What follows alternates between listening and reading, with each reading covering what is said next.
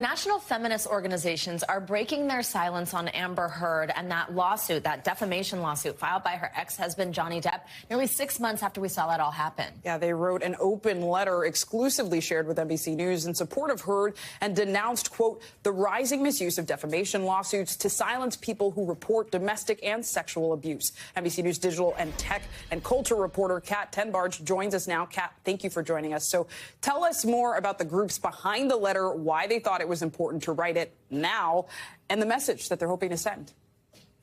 Sure. So the group that authored the letter was primarily composed of anonymous women who have been quietly supporting Amber Heard on social media for months.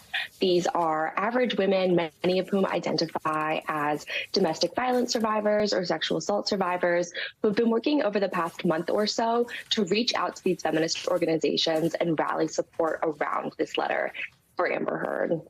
Hey, Kat, so happy to have you on Morning News Now. Now, following this verdict, advocacy groups like Time's Up, if we remember, they were criticized for not commenting on the Heard trial after championing victims, of course, at the height of the Me Too movement.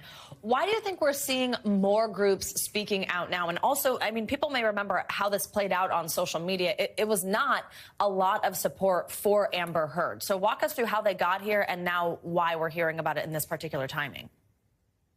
Definitely. So some of the people who have signed this letter were among some of those few voices who were speaking out on social media.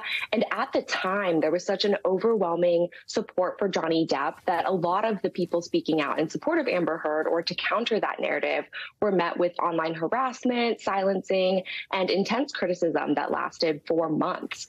And I think, seeing how some of these women have banded together to rally these organizations around this open letter, it shows that a lot of these feminist groups were on Heard's side, but some of them maybe didn't feel empowered to come out and support her at that time due to the overwhelming amount of backlash that people in support of Amber Heard were facing. So their strength in numbers, I think that points to the reason that a lot of groups felt they were able to sign this letter at this stage. And it also points to some of the long-lasting effects of the trial and how it was received by the general public. The letter notes that there is this uptick in defamation lawsuits being used against people who accuse men or individuals of sexual assault, of domestic violence. We've seen this play out in more celebrity relationships. There are other celebrity men who have launched these types of lawsuits against their former accusers. We're also seeing it play out with all different types of victims advocacy at every level.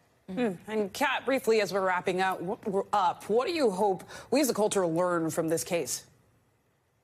So what these experts are saying is that a lot of misconceptions around domestic violence and these types of abusive relationships were spread during this trial. A lot of people watched the trial but walked away viewing Amber Heard as the aggressor and Johnny Depp as the victim. And what these experts are saying is, you got it wrong. So I think people should take a look at what they're saying, take a look at what some of the realities of these types of abusive relationships are, and consider the way that the monetized social media environment around this trial may have led to influence their opinion. Kat, thank you so much. We appreciate you being on with us. Important conversation here and great reporting. Thank you. Thanks for watching our YouTube channel. Follow today's top stories and breaking news by downloading the NBC News app.